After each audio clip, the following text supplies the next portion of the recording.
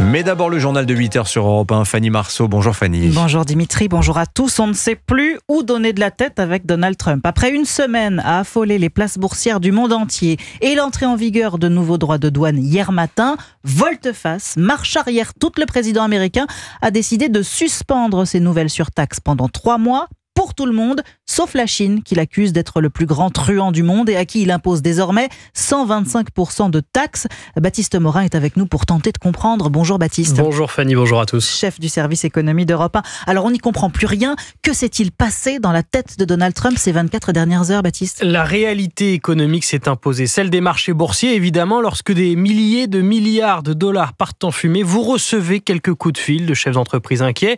Et puis celle des marchés obligataires. Le taux d'intérêt américain a fortement augmenté ces derniers jours, à tel point qu'il y avait des doutes sur les capacités de financement des États-Unis. Bon, qu'est-ce qu'il va se passer maintenant, Baptiste ? Bon, déjà, rappelons que les droits de douane n'ont pas complètement disparu ce matin. Il y a toujours ce taux plancher à 10% sur à peu près tout, et les 25% sur les voitures, l'acier et l'aluminium. Maintenant, place aux négociations, et l'Europe a un atout dans sa manche. C'est ce qu'a précisé Denis Ferrand, le directeur général de Rexecode, qui était votre invité à 7h10, Dimitri. Les Chinois ont été remplacés par les Européens et cela donne d'ailleurs une arme très importante entre les mains des Européens pour faire pression sur les Américains. L'année dernière, les Européens ont acheté 1/4 de la dette émise par les Américains. Donc nous sommes les principaux financeurs désormais des États-Unis.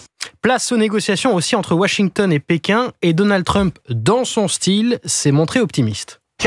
La Chine veut conclure un accord. Ils ne savent pas comment s'y prendre. Ce sont des gens fiers. Et le président chinois est un homme fier. Je le connais très bien. Ils ne savent pas trop comment s'y prendre, mais ils trouveront une solution. Ils sont en train de chercher, mais ils veulent un accord. Accord préférable pour le monde entier, disons-le. Une guerre commerciale entre la Chine et les États-Unis pourrait coûter jusqu'à 7% du PIB mondial. C'est ce qu'estime l'Organisation mondiale du commerce. Merci Baptiste Morin. Conséquence de ce revirement de Donald Trump, le cours du pétrole repart à la hausse ce matin et les bourses retrouvent des couleurs. Oui, mais face à l'incertitude entretenue par Washington, le ministre de l'économie française abaisse ses prévisions de croissance à 0,7% au lieu de 0,9%. Éric Lombard promet cependant, il n'y aura pas de hausse d'impôts, les impôts dont la campagne débute aujourd'hui. On en parle dans un instant sur Europe 1. Vous écoutez Europe 1 matin, il est 8h04. Voilà 6 mois qu'il est à la place Beauvau. Le ministre de l'Intérieur Bruno Retailleau dresse son premier bilan aujourd'hui. Il n'a pas eu la tâche facile depuis sa nomination, essayant d'imposer sa voix dans un gouvernement composite sur des sujets qui concernent plusieurs ministères, comme l'Algérie ou l'immigration, luttant sans majorité à l'Assemblée pour obtenir l'adoption de la proposition de loi sur le narcotrafic. Alexandre Chauveau, le cadre dans lequel évolue le ministre de l'Intérieur est extrêmement contraint.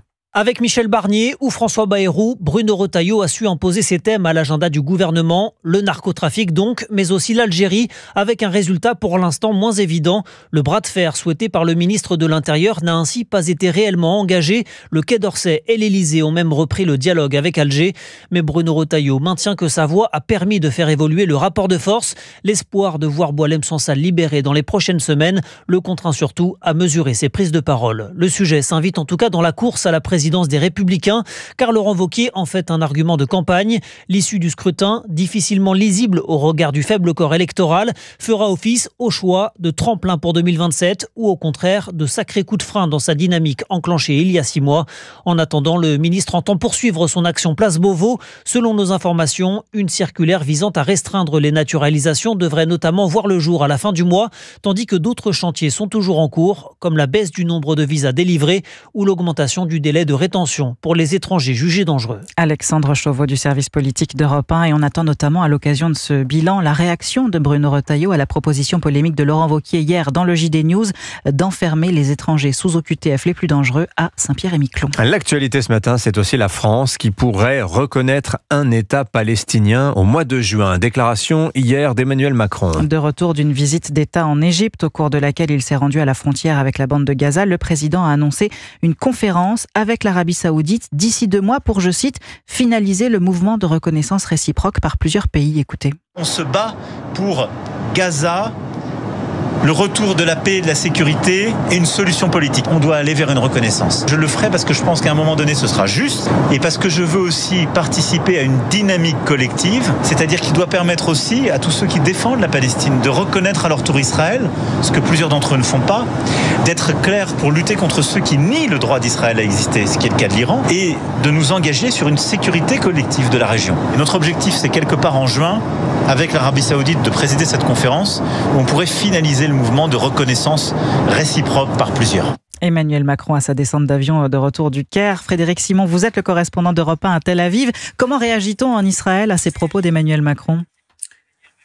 Alors, pas encore de réaction de Benjamin Netanyahou, mais son ministre des Affaires étrangères, Gideon Sa'ar, a vivement critiqué les propos d'Emmanuel Macron, sans citer nommément le président français. Le chef de la diplomatie israélienne a affirmé sur le réseau social X qu'une reconnaissance unilatérale d'un État palestinien fictionnel par quelque pays que ce soit constituera une récompense au terrorisme et à un renforcement du Hamas. Ce type de démarche, continue Gideon Sa'ar, n'apportera pas la paix, la sécurité et la stabilité dans la région, mais au contraire, il ne fera que les éloigner. Au-delà des déclarations officielles, l'inquiétude des dirigeants israéliens est liée à la coordination évoquée par Emmanuel Macron entre la France et l'Arabie Saoudite sur le dossier de l'État palestinien. La normalisation des relations israélo-saoudiennes est l'un des principaux objectifs de la diplomatie israélienne. L'administration américaine tente elle aussi de la promouvoir en parrainant en juin prochain une conférence sur l'État palestinien aux Nations Unies. La France et l'Arabie Saoudite pourraient rendre cette perspective des plus hypothétiques. Merci Frédéric Simon en direct de Tel Aviv pour Europe 1. Et puis c'est aujourd'hui que débute la campagne de déclaration de vos revenus 2024. Oui, 40 millions de foyers sont concernés, mais il y a du nouveau cette année, Brieux Bochet. Tout d'abord, une nouveauté qui concerne les couples. Jusqu'à maintenant, un seul et même taux s'appliquait pour chaque partenaire. Désormais, le taux sera personnalisé pour répartir le prélèvement en fonction de la situation de chacun, comme l'explique Virginie Roitman, présidente de l'Ordre des experts comptables d'Île-de-France. Madame gagne 10 000 euros par an, monsieur gagne 20 000 euros par an. Ils ont une imposition commune et il y a un taux commun. Ça, c'était la règle de base. Chaque conjoint aura de manière automatique ce taux individualisé. Si madame gagne 29 000 euros, elle est imposée à 11%. Si monsieur gagne 50 000 euros, il est dans la tranche à 30%. Pour les foyers qui embauchent une personne à domicile pour le ménage ou la garde d'enfants par exemple, une case fait son apparition. Il faut y indiquer le nom de l'entreprise prestataire ou de la personne employée. L'objectif est de mieux encadrer le crédit d'impôt sur les services à la personne qui coûte environ 9 milliards d'euros par an à l'État. Enfin, gardez en tête que la date limite pour remplir sa déclaration n'est pas la même en fonction de votre département. Pour les premiers concernés, ce sera le 22 mai. Brieux Bochet du service économie d'Europe 1. Et puis le football. Le Paris Saint-Germain magique hier soir en quart de finale allée de la Ligue des Champions. Victoire 3-1 face aux Anglais d'Aston Villa. Menés au score alors qu'ils dominaient le jeu, les Parisiens ont rapidement égalisé, libérés par un but signé Désiré Doué. Ma première intention était de centrer. Quand j'ai décalé, après j'ai vu qu'il n'y avait pas vraiment d'option, donc j'ai choisi la frappe et elle est dedans, donc c'est super. Bien sûr, quand on est entouré de grands joueurs comme ça, le jeu est fluide, le jeu va vite, je prends beaucoup de plaisir ici et je suis très très content de jouer dans cette équipe. On sait qu'il y a une deuxième mi-temps, un deuxième match à faire, on va aborder le match de la même manière, avec le même sérieux et on va aller là-bas pour gagner. Déterminé, Désiré Doué sur Canal+ hier soir. Et il n'a que 18 ans. Et il est déterminé, il a vraiment envie de remporter cette Ligue des Champions, on le comprend. L'autre rencontre d'hier soir, c'était Barcelone-Dortmund. Les Espagnols ont atomisé les Allemands 4-0. Match retour prévu mardi prochain, 21h. Oui, soirée difficile pour les Allemands parce que le Bayern de Munich a aussi perdu sur sa pelouse face à l'Inter Milan 1-2. Merci beaucoup Fanny Marceau. C'était votre journal. Dans 20 minutes, à partir de 8h30, vos signatures Europe 1. On retrouvera ce jour Emmanuel Ducrot et Eugénie Bastier. Et dans un instant, c'est le président du Sénat, Gérard Larcher.